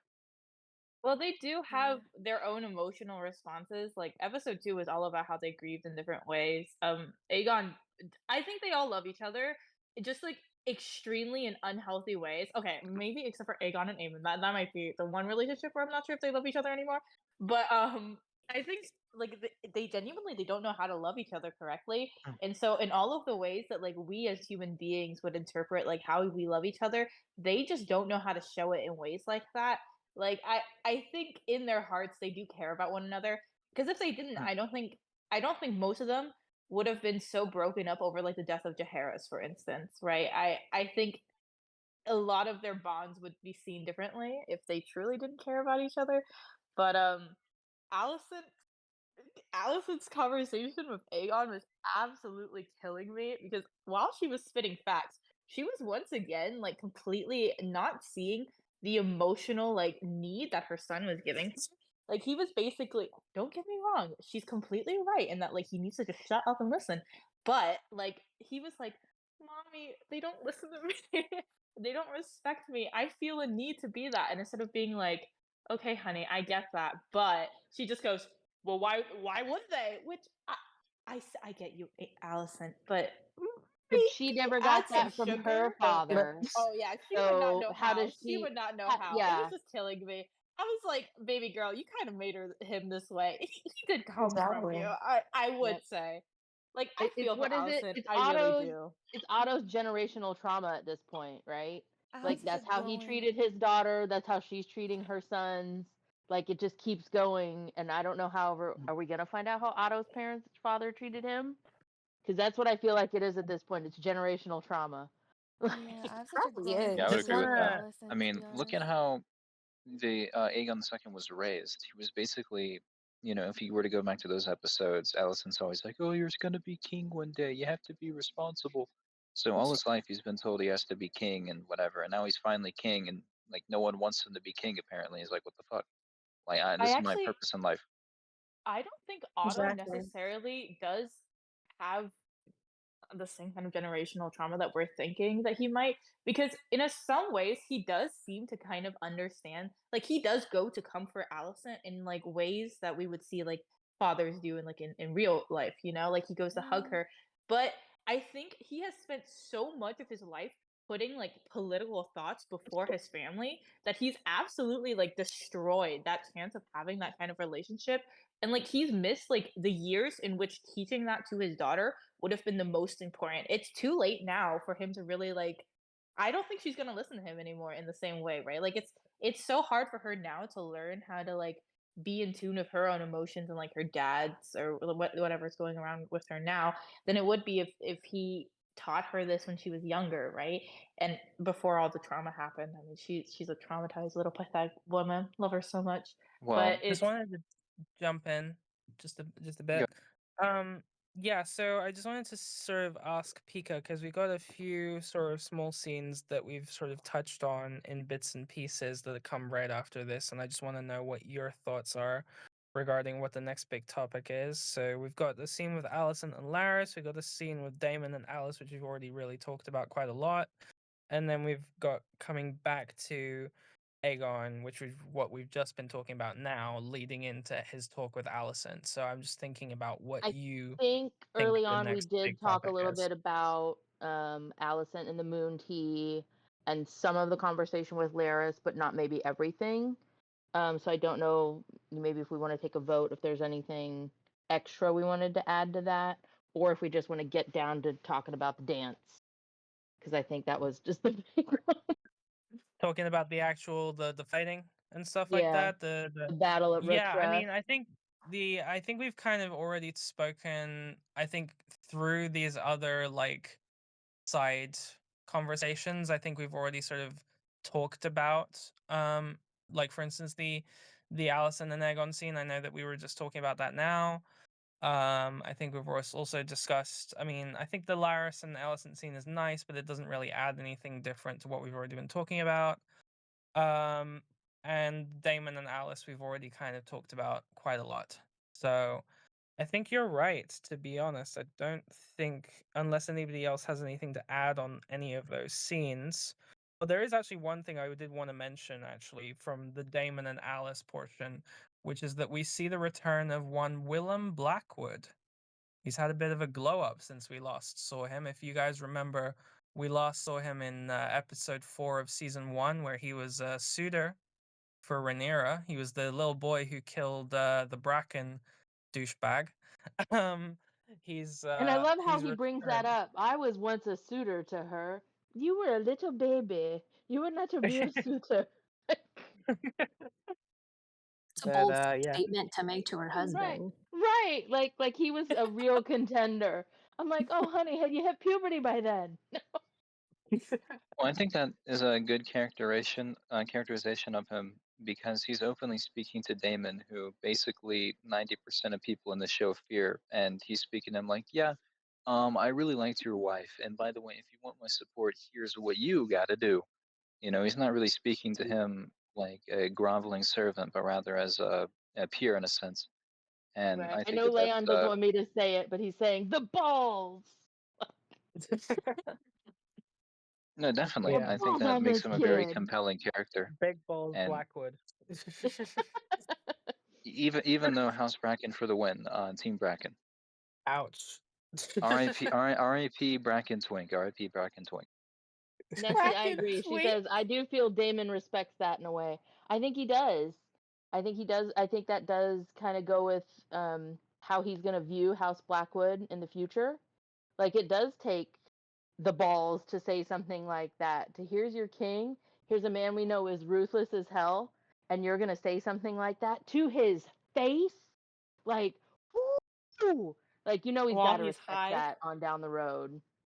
Yeah, Damon may not like it, but you know, he said he did want men of action, and clearly Right. that dude's a man of Yeah. action. So No, I think he might respect the brazenness of it all.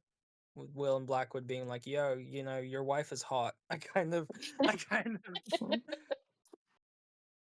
could have, I could have had her back in the day, but you know, but yeah, no, I think it's a cool sort of callback to season one. We see Willem again. We also see, you know, the continuation of this Blackwood Bracken feud. It's just never gonna end, apparently, and I think we're sort of foreshadowing Damon getting fully involved in that within the coming episodes. But I just wanted to touch briefly on that since we saw a couple of returning characters this episode. We also saw Lena show up briefly as the serving girl serving the wine or whatever they were drinking at the table.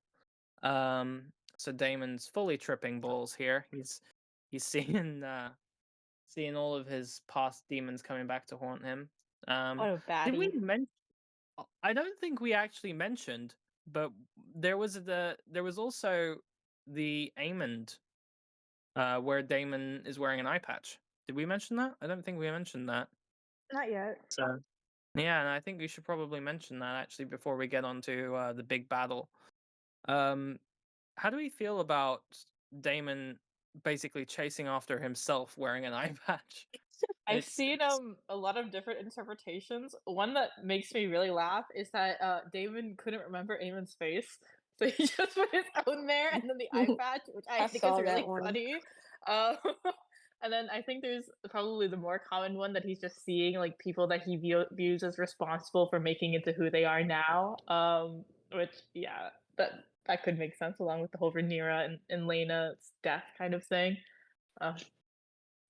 That gets I'm me. sorry, I'm cracking up at the idea that Damon doesn't remember what Eamon I looks know, like, so he just it's so copy pastes funny. his It's own so face. I know funny. this is my nephew, and I know he sort of looks like us, but He's like close enough. He looks like he wants to be me. And I looked at that and I'm like, I feel like this is the opposite of what the Damon and the Aemon girly is. Like they combine like the worst aspects of both of them in that shot. Like, oh boy.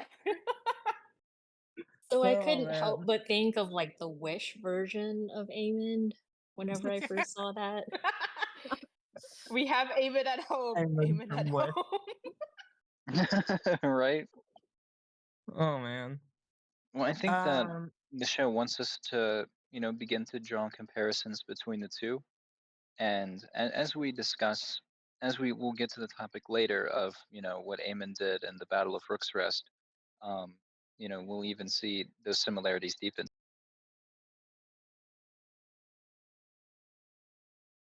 yeah. No, I'm just sort of skipping forward now so we can get in the lead up to the battle. Obviously, we have um So I Aegon just do being sorry.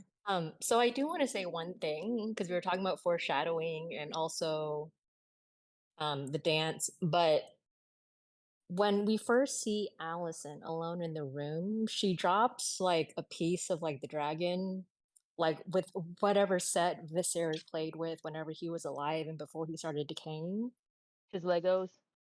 Yeah, so like the fall Yeah. of one dragon, but then before Aegon takes any action, he's like Aegon the dragon cat, slowly moving the flagon off the table until it falls off Well, and isn't that breaks. dragon the one that she gave him? Oh my god, this is so far back. Like he breaks a Yeah, dragon. Viserys breaks one. She goes gets it fixed and it's like, here it go, here you go, buddy. yeah, you're right. She got it fixed shortly before he announced that he was gonna marry her. Right, and I guess the dragon is it is symbolic of their family. So you broke the family, Allison. Look at what you did. SMH my head. It could also That's called symbolize that symbolism. it could also symbolize that Alicent is the one that sort of caused, well, Aegon to almost, well, I mean, for what happened to Aegon to happen. So yeah, I think it's interesting to sort of like the multiple interpretations of that, like Alicent dropping it, being the one to drop it, meaning maybe she's the one who triggered everything. But also the fact that the head dropped off of the dragon as well, maybe foreshadowing for the battle and for what Vhagar does to Meleys. So yeah, it was quite interesting to see. One thing I did want to actually touch on before we get to the battle itself is that there's a scene of the Black Council. Obviously where we're deciding who gets to go and be the one to, like, this is Cole's plan from the beginning, right? Cole had planned to attack this meaningless little castle in the hopes of luring one of Rhaenyra's dragons out, and his plan works, they fall for it. But why do we think that Rhaenys expressly volunteered to go? Like, was it just Because practical, or do we think that she knew something that we didn't know? I think it was mainly practicality because if Rhaenyra goes and Rhaenyra dies, then the Black Cause is in shambles now because then people would have to swear to Jace, and Rhaenys knows who Jace is, and might cause a bit of problems there. And if Jace goes and dies, then the heir to the throne died, and morale will be crippled. Rhaenys going, she is like the least valuable in terms of if she dies, it's not going to put a huge dent in the Black Cause. So she just figured that, it's not really the biggest risk, but it's worth taking for her and not for anyone else. Plus, she did know that if Jace went and, another dragon ambushed, then Jace would have no hope of dealing with it. And Rhaenyra also isn't really battle hardened on a dragon either. Yeah, So I mean, she basically the Yeah, I practical think it's choice. part Yeah. experience, part like responsibility because Yeah, she's imagine old. She's not really the future of the family. She's not the future of what they're planning, the heirs. Because Jason Baylor are engaged, right? Or betrothed or whatever we call it. yeah. So like it's not just, you know, I don't want But Jace to go. It's both of them. You know what I mean? do we think that Rhaenys went into that? But because obviously she didn't know that Vhagar was going to be there to ambush. But do we think that Rhaenys went into that battle not expecting to come out alive? I don't think so. I think she kind of went Yeah. into it with a grim determination. She knew anything was possible, but I don't think that she knew or had any like insight as to, yeah, this is gonna be where I die. If she did, then I think that she would have prepared more in advance. Hmm. The only thing that makes Yeah. me think that she did was when they show the bond between her and her dragon. I think that was I shown don't just I to don't think kind she of knew I it like think was that a was just suicide showing the to mission juxtapose though. bond. that with Aegon. Yeah. I feel like it's like with like a cop or military, like you go into it knowing like there's the possibility of death, but I don't think she went into it thinking this is a suicide mission and I'm definitely gonna die. Well, hold Like on. it's always a risk. I think that the reason we're shown Rhaenys and Aegon both bonding with their dragons at the same time is kind of to humanize them both to the audience, to kind of show them to kind of show that while these two are at war, they do have a lot of similarities in that they love these beasts. And then 10 minutes later, we see them savagely try to kill each other with the beasts. So it presents kind of a duality. Yeah, and I understand that. It just felt like it was a longer moment with Rhaenys, and that's how I interpreted it. And it wasn't exactly like, yeah, she knew for sure that she was gonna die, but somebody had mentioned that.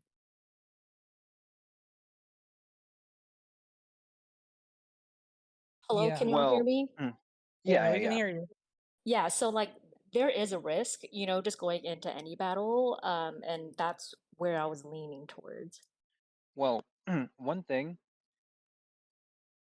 Melees versus Vagar, that wasn't always a 100% Vagar victory. If anything, and I understand this is a show chat, but this isn't like a book spoiler or anything. In the books, it's mentioned that the reason why they ambushed her with two dragons is because Melees did have a pretty solid shot at defeating Vagar on her own. So I think that Rhaenys didn't really go into it thinking that she would die because she thought that if she were to fight if Aemon were to show up, then she, might be able to duke it out. Yeah, she probably didn't think there'd be two dragons to attack her, just one. And she probably thought, even if it's their biggest, baddest, I can take them. I don't think I she think was. she Because she haven't we thought been She might have been saying in able the to too. Black Council the whole time, like, we don't want to put our dragons out there. We want to be conservative. We want to make sure, we're not just putting our dragons out there to die. And she probably thought the Greens felt the same way. So then, oh, it's one battle, it's one castle. They're not going to send two. I got this. I can handle the this. the thing is Not, that oh shit, there's two of them. without Aemond, Vagar is directionless. She's just a dragon. She needs a rider to tell her where to burn, what to do, where to go, and stuff like that. And so I think Rhaenys was possibly going into it thinking, if Vagar shows up, then yes, Vagar might kill me and Meleys, but my target isn't really Vagar, it's Aemond. If I kill Aemond while attacking Vagar, then it doesn't really matter if I die because it means that Aemond is gone and Vagar is now useless I and stuff disagree. like that. Why do you Because, disagree? well, I think that when Lucaris versus Aemon shows us that Vagar does have battle sense on her own, and like the dragon basically, without Aemon's approval and in fact defying him, uh, tried and succeeded in killing Lucaris and his dragon, and set a trap in the sky to do so. Well, I don't know about set a They don't. trap, but I don't know it that they tracked them. think Vagar did that though. I think that's why they're so Oh, like that's what they antagonistic think over would happen. Aemon.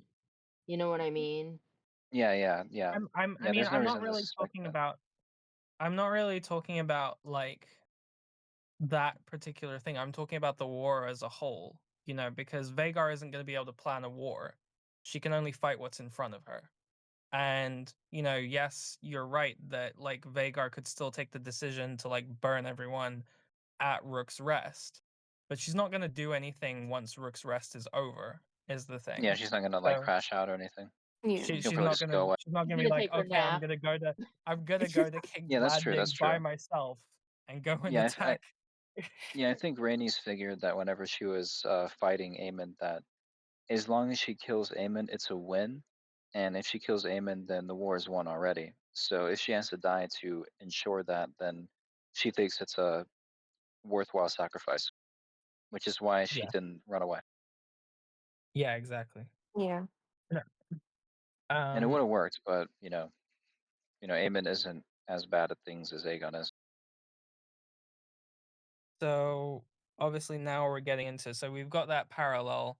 I did want to talk about Sunfire. Thoughts about Sunfire? First time that we're seeing his design I um love Sunfire's in live design. action. So Good design, pretty. very good design. Yeah, it's very So pretty. pretty. I really I like the kind of scene where he's like booping Aegon with his Yes. nose. Yeah, That's that what I was was gonna cute. say. I love seeing the relationship because like I felt like it humanized Aegon a little bit because Sunfire was so like almost puppy doggish. Like, oh, somebody does love him. And then knowing everything that we've talked about already about how Aegon doesn't feel that like love from his mother, his grandfather, his brother. You know what I mean? Like here's a being that does love him almost unconditionally. You know what I mean? And I think that really shows like how strong their bond is. I don't know if anybody else feels like that. No, I Right. agree. Their bond is definitely just a form of like pure love. Yeah, I loved how they expanded on that this season because last season, I think the only thing that made me feel kind of similar was when Vagar hesitated to burn Lena Lena? whenever she was pregnant. Yeah. I mean, that was the closest thing, but I'm really glad that they expanded on that and it made it feel more humanized, like Sarah said.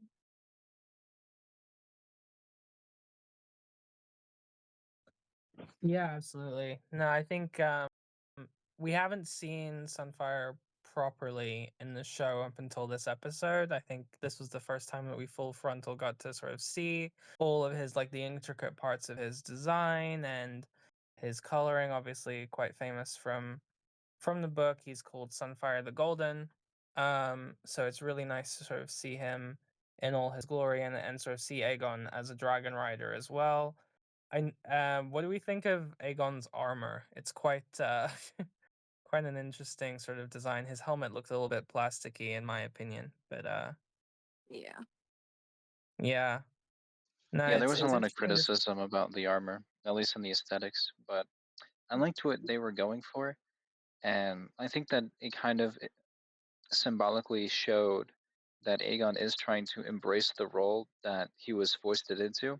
You know, he was named Aegon to draw similarities between him and the Conqueror. He was given the Conqueror's crown and the sword to make everyone think, "Oh, look, it's the Conqueror, come again!" And him wearing the armor is him trying to kind of fit into that mold. Yeah, and honor that legacy. Yeah. Yeah, and And it like shows that even he's though it trying to doesn't, take it seriously. yeah, and he is trying to take it seriously. It's just that the armor doesn't fit him well. And I feel Yeah, like that's done intentionally, yeah, and shows that he's really unfit to rule. Again, symbolism. lots of Yeah, he would have been symbolism. happier if he was just chilling. All right. So I think we're gonna probably put everything that happens in the battle into this one discussion now. I don't think we need to split up the events of the battle. So I think let's just talk about the battle itself. What did we think? How is it executed? I personally really liked it, and I think it's an improvement over what happened in the books. Yeah, I like the execution of the Rookstress adaptation. Personally, I feel like the decision to make it just Aemon was gonna ambush Rhaenys instead of both him and Aegon was actually pretty smart. I Yeah, do appreciate that they let like Kristen show like he's not just a boy toy, he's got some brains. Yeah, the Yeah. pivot to the soldiers to be like, well, we can't deny that the golden dragon's here, so look, your king's here to support you. Right. Like he very quick on his feet with that. Mm-hmm. Like, well, what do we this wasn't what's definitely. supposed to happen. Oh, look, you guys, your king is here. Like nice pivot, Kristen. Yeah, Nice. he realizes I that don't if like he it for were to other panic, reasons, but then nice everyone pivot. were to panic. Like he turned a disaster into a morale booster. So, you know, kudos to him. I think that this episode showed us a new dimension to Kristen's character and that he's actually competent. And that's a Yeah. good thing because, you know, I hate this trope in, you know, shows where the villain is incompetent. So it's good to have one who's actually a threat, even if he's not a dragon rider. Well, and I liked how it flipped from what was it when he sent Eric to go, the other stealth move with the brothers. Yeah. Again, here's the contradiction, just juxtaposition. He last, what 2 episodes ago he screwed it up. In this episode, he kind of got it right. Okay, to Oh, be we can fair, we can do stealthy brother swap. You know. that plan was actually pretty good, and it would have worked if not for Deus Ex Machina. It's wild that it did work. It's wild that it did. I Maybe liked that's how we're how supposed to feel. that. Yeah, maybe he Yeah, it was just is something so running on luck and brazen. luck alone.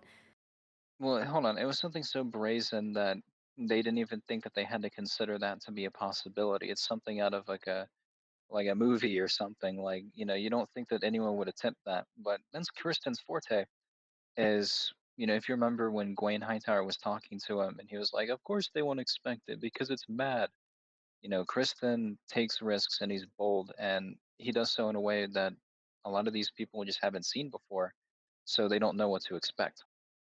And that's why it pays off. I liked that this battle interacted with the ground a lot. They kept showing how the dragon fight affected the people on the ground, whether it was the guts of like steaming dragon blood spewing on people or Vagar landing and then smushing people while trying to get up, and just the collateral damage that happens when you have these two big dragons fight. RIP to the guy who got dragon blood in the eyes. My boy is not seeing anymore. No. Yeah, that was a, I don't want to say like a squick moment, but that was kind of like, oh, It looked like tar. It did. did, yeah. Yeah, I liked how it showed us that too, because I think it shows us how dangerous the dragons are, even when they're not trying to be dangerous to other people. Like it shows us that all these like knights and brave warriors are fighting, and then here comes a dragon. Oh, they're all dead. Just because it fell. So it What do kind of we adds to think? the stakes of it. or What do we like when she think of? fell and hit the castle and like everything just like boot, like it was like a bomb went off. They said on the official podcast that that's what they wanted it to be. They wanted it to be just like a bomb going off, so they specifically had people like being blown back as far as possible and stuff. Like, because you think like from like a physics like science perspective, right? You've got this like huge plane basically falling out of the sky, but then like whatever it is that makes the dragons breathe fire, like it's, venom, poison, whatever, I don't know, jet fuel inside of their bodies, like, like that's also like splattering everywhere, like that. I didn't think about those type of things. I think last time I thought about that was like what's that Matthew McConaughey dragon movie, Rain of Fire, like whatever's inside of them, and it's like, oh yeah, that has to happen too. That can't Like, be just guts in there. There's got to be more going on. They spit fire. right, right, and I'm so glad they kind of thought about that. Like, she hits the ground. It's such a huge like physical impact, but then like the fire and everything else on top of it, like it really looked like a plane crash to me. You know. Yeah, I love the camera work and the multiple point of views. Just, yeah, it was amazing. I really love the Oh, battle. definitely. Yeah, and I think it shows us why these beasts were so feared. Because, as I said before, like even whenever they're not targeting the men, like all it takes is the dragon falling, and like boom, hundreds of people are dead immediately. How did we feel What do we? about I Aemon was shooting? I was Sorry. literally about to ask that. I was literally about to ask about Aemond. I was literally about to ask about what do we think about Aemond hanging back on purpose and letting Aegon fly to well, potentially his death. Really, I what do you like that think they about it? included I mean, that. he totally I had think that faith it Yeah, I in showed his would a think he brother. had to dimension He too. had to faith. I think it showed a dimension to Aemon's character, and this is something that I predict that we're going to see more of. Where so far we've seen Aemon, he hasn't been really unhinged yet, and even whenever he killed Lucaris, he really didn't want to. And now we're seeing his impulsiveness and, as I mentioned about 20 minutes ago, his insecurity come to the forefront. He looks at Aegon as someone that he doesn't like, and he doesn't think is competent, and he thinks he'd be a better king. It kind of draws comparisons between Viserys and Daemon in that respect, but Daemon never went out of his way to attempt to kill Viserys.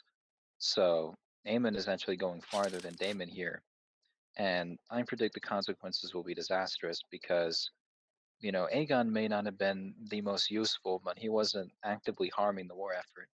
And having a dragon rider, especially when you only have four, him included, and the blacks have so many, is not cool. He basically let a piece fall off the chessboard whenever he needs every piece he can get. So it was entirely driven by ego and insecurity, and it's going to bite them. Yeah.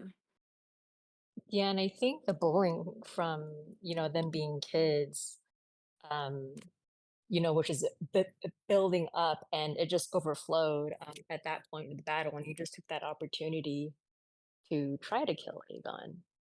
Yeah, that's when I said it earlier, was just like we absolutely needed the entirety of the first season because we needed to feel this moment of like, well, here he goes. He's got the chance. Yeah, he kind of. Sorry. I think that the moment he saw Aegon, he decided to hang back and hope that, it was kind of a strategy in a sense. He wanted Aegon to get himself killed fighting melees so that he could swoop in at the end and kind of just mop it up. He was using Aegon as like a crash test dummy in that respect. And then The once one he thing realized that it's not going as planned, he's just going to show up What do they and call it? do it Cannon himself. fodder. Yeah, Like you go on out there. I'll clean up. you the one redshirted Yeah, thing I him. wish basically. that we got to see is just because I wanted to see it. I want to see two dragons working together. I realized that, you know what, Eamon, I support you. You burn that brother. He's shit to you anyways. Not the smartest move, but you do it. But I Mhm. wanted to see at least like a few scenes of like two Coordinated. dragons working together, because how would that work? Like it must be hard to kind of be like, hey, you go on her flank. Like how are you gonna like I coordinate that in predict the air or that something, right? we may see that. I predict we may see that, but Jace and Bela might have some coordinated stuff. Oh, like a yeah, cute little day I'm looking out. forward to That's so seeing nice. Jace. Yeah, they on their dates they practice dragon maneuvers. If they But did that, I would die. That would be amazing. I think that this was a very good inclusion to the show, and in the books it happened far differently, and I think this is one of those changes that makes everything better for it. I The blood flipped and cheese out. thing, I'm not even going to get into it, but this change, however, was good. I Because agree. this change, because it's written like these are the facts and these are how this was what was left after the fight. Like they didn't know. But this change of just like Aemon making direct eye contact with Aegon and going like, you can almost see him go, oops, and then Dracarys just, if you could Mm. feel it. Yeah, it's Yeah. also. Oh, Oh, go ahead. I was gonna say, obviously Aegon's fate following that incident is unknown at the moment. But if he did survive, my question is, how do we think Aegon is going to react now, knowing that his brother basically tried to get him killed and stuff like that? How is that going to affect Aegon now going forward? Well, what I predict is that Aegon is going to be incapacitated for a long time, and then whenever he finally wakes up, he's like, Aemon tried to kill me. I order Aemon to be executed. And then everyone's just gonna look at him and be like, yeah, okay, buddy, have fun with that, and just It's walk the milk away. of the poppy speaking. He's Yeah, delusional. It's that's the fine. milk of the puppy. He does not mean what he says, and they're just gonna blow him off, which is going to Or make it's gonna make Aegon more depressed, and it's gonna be a sad thing. Is like, yeah, yeah, Aegon. Truly, nobody cared what you thought to begin with. Or he just won't. He won't remember, which is a boring option. But it could be No, with I the think trauma of the incident. He just doesn't remember what He's gonna have happened. that temporary brain damage they do in Who soap am operas. I? Aemon gaslighting Aegon Part 2. Yeah. No, that was Melee's that it really burned. depends on No, how shut up, Kristen. Cole. He's like Really depends ignoring on how Kristen. Cole reacts to this and handles it because as we remember at the end of the battle, Aemon walks up to the down Aegon, sword out, pointed downward. There is absolutely no question what he was going to do, and Cole had to be like to get him to put his sword away. Well, to Cole me, it knows. looked like Tiny Cole he was knows question. trying to 100% see without a Tiny him doubt. when he question. walked up. Yeah. It didn't look For like a he was trying to moment, hit him again while he was down. It just looked like he was trying to put a sword away. Yeah, Oh, come that's on. what it Come looked like for a on. moment. But Like why that would They, angle they Aaron? at when filmed she was that holding it. ambiguously, I think, on purpose. Yeah, I think it was vague. Yeah, but I think Cole but why would he 100% have his knows what sword happened. out in general, like going towards Aegon? Like that doesn't really make sense. Like, Yeah, no, I think we all knew what we saw, and I think No, Cole well, also Cole knew what he saw. definitely is suspecting. Cole looks. I hate him, but he does look heartbroken over seeing like kind of. He's not like their father, but I think he's probably the closest thing they kind of have to a father figure going He's the on. king's So guard. It's his job. yeah, he Or felt. he's He looked like worried. he felt like he fucked up. yeah. But All Kristen I has is think his job. Aemon is meant to have some plausible deniability. I've seen the scene a few times. It does Yeah. it does look suspicious. But he is putting his sword away. So So nobody went to go check. Mm, Like that was a big. And You could see that dragon go down, and nobody went to go check on him at all. Like there was nobody going. We should go check on the yeah. king that just crashed. I I was think they were laughing at busy that trying not part, to and I get burnt. probably shouldn't have. I I think think most people were busy trying not to get burnt or crushed. one of the things that was in the promos for this particular episode, which I'm not sure actually made it into the episode, they might have cut the scene, but one of the things that was in the promos was Cole beating the shit out of deserters, pretty much. So there were people on the battlefield that were trying to run away, that were trying to be like, nope, hell no, I ain't part of this. And Cole was just like, stand and fight, you fuckers, and he was just like hitting them with his helmet and shit like that. That was in all over the promos and stuff like that. I don't think it made it into the actual episode, but I think that's probably shows you the mindset of those people when they saw the king go down, when they see these dragons dancing in the air, spitting fire at each other, landing awkwardly and killing hundreds of people. They're not gonna care too much about saving the king at that point. They're gonna want to save their own skin, and so that's why I think they were running away and Not yeah, necessarily I think checking on him in the forest. Like, oh, well, he Vagar ain't fell. That's Vagar on ain't a him, rapper, but he idiot. be spitting that super hot fire. Hey yo.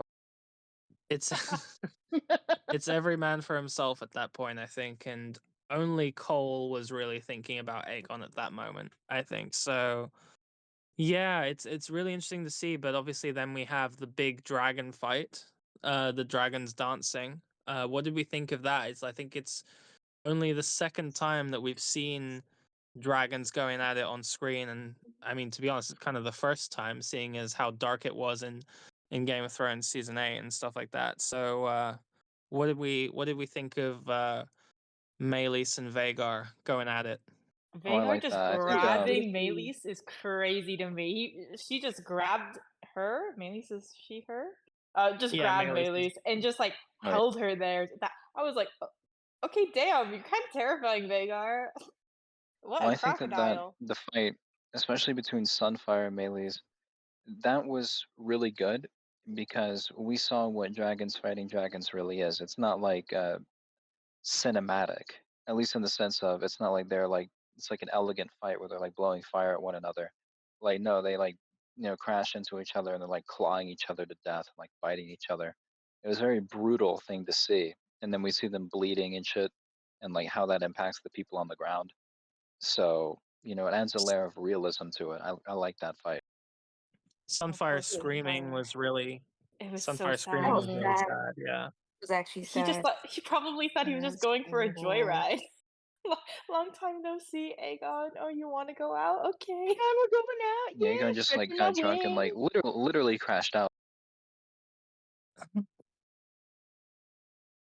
I just But felt so sad whenever Sunfire tried to attack Meleys and like bit off like one of her horns, and it was like nothing. And it was just like It Sunfire's was all first he could battle. do. And I know exactly, but I still felt really So bad. we Well, know shut up. that Sunfire and Vagar, right? Like one of them belong to Lena. So like, do we feel that they have any type of like loyalty or like past fondness for like, oh, that's like my grandma's dragon, or what? You know what I mean? Or my mother-in-law dragon. You know what I mean? Like, I think it I depends think on the dragon. Wow. Yeah, yeah. Yeah, Rhaenys might feel like a little sad attacking her daughter's dragon, but I don't think Vagar feels the same unless like Vhagar and Melee spend a lot of time. But I don't think Vhagar feels the same about the other writer. No, Vhagar Maybe this seems is a to just be mystery from like, me. Vhagar just seems to be like, fuck them kids and just kills whatever. She seems a little Yeah. senile. She just She's wants like, to sure. retire. She's doing what it My takes. question is, one parallel that I'm drawing here between this battle and Game of Thrones is whenever Robb Stark orders Edmure Tully to not attack the mountain, and then he does so anyway, and it causes Robb to not be able to pull off his rather intricate plan. And, Robb failed because he didn't really alert his commanders about what he was doing, so they had no real way to anticipate it. And this is kind of the same thing. It's, it was foreshadowed when Aegon was like, why am I not being told consequential information? I am the king. And due to the lack of them informing him on what was going on, he showed up and basically got himself killed. Aemond, though, was happy about it. He didn't care if Aegon lives or dies. In fact, he cares that he dies. But it kind of showed that Aegon had no real choice in the matter, or no real ability. They didn't give him a shot. Yeah. So guys, we're at So 2 hours. yeah, I was Shadow, gonna did say. you have anything like we were gonna wrap up with, or? And if y'all want to Yeah, I continue to think talk, voice chat's open. But I we think we're were. gonna close the Yeah, event down.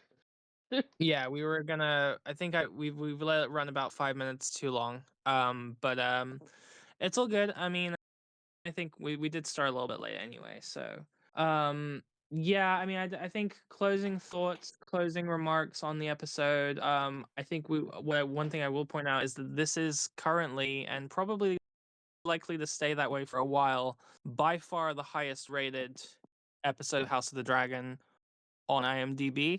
It's currently standing at a 9.7 rating, which puts it in top 5 Thronesverse episodes of all time, albeit Epic. it's tied with about 4 other Game of Thrones episodes on the 9.7, so not as big of an achievement, but still pretty huge for this show, Love to see. considering a lot of people probably thought we were a bit doomed to fail after season 8. But I really hope we can keep yeah, that trajectory. Yeah, me too. Like, I really love what HBO is doing because HBO offered, D&D the opportunity to do more seasons, and D&D decided to crash out and ruin their own show for absolutely no reason. And HBO could have just dropped the license, but they decided, no, we can do this. We're just not going to hire idiots this time. And and this we're is what happens. expanding the universe, right? They're really yeah. doing right by the license, and I love to see it. Yeah, we've got It's- Hedge So Knight coming. So I'm excited for that. I'm excited for that. Yep. Just a shout out to the new subreddit. If y'all haven't seen it, there's a post about the Hedge Knight subreddit. We're trying to drum up Hedge Knight. support and subscribers. So as the Wait, there's show going to be a gets new series? moving, Yeah, there's it's gonna be gonna a be a new new series. series. yeah, Dunkin' Egg? A Night of It's in this, a night, yeah, production. Dunkin' Night of the Egg. Seven It's coming out. Kingdoms. Dude, that's going to be epic. Yes. It's coming out next year. Next year Yeah. will Oh, dude, be that's the premiere. that's gonna be. I think that's gonna be. I'm looking forward more to that than House of the Dragon. Not gonna lie, I really liked Dunkin' Egg. All right. Well, I mean, we'll wrap it up here. Any final thoughts on episode 4? We're obviously going into the second half of season 2 now. So post Rook's Rest, what are our expectations? No book spoilers. Well, okay. I would pose a question to the panel. Who do you most hope dies next episode? Nobody. Nobody. Oh. Okay. Well, because we still have to figure out whether or not Aegon's alive or dead. We don't know that. So we just see him. We see the aftermath. We don't know the full extent of his injuries. So maybe he's out. We don't know if Cole's going to get his ass handed to him by Aegon or anybody else for putting his Oh, king's life in does. danger. I mean, we don't know what's going to happen. What's the revenge going to be from Rhaenys dying? Is Corlys going to go crazy? Is Jason and Rhaenyra going to feel like they've got to... We saw what Daemon did when his son died. What's he going to do now? Like, I think there's a lot of potential trees of revenge.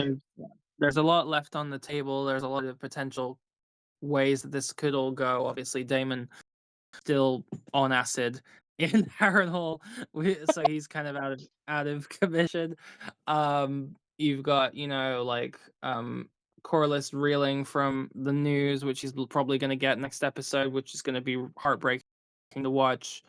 We got to find out if Aegon and Sunfire are still alive, and what's Aemon's going to be like now that he's basically he's in line to the throne now. So this should be quite interesting to see how he takes charge going on from episode 5. But we're gonna call it here, guys. Since we're going over quite a way over time now. So thanks for coming, everybody. Really happy to see so many people in the chat. The chat's been popping off today. And all the people who came up onto the stage to talk. Thank you for sharing your thoughts with us, and not being shy and stuff like that. But yeah, it's been great to sort of talk about this episode. Was an amazing episode. Was great to see our first dragon battle of House of the Dragon, and hopefully there will be many more. Take care, guys. Have a nice evening. Thank you guys. Have a great day/night. See you next week.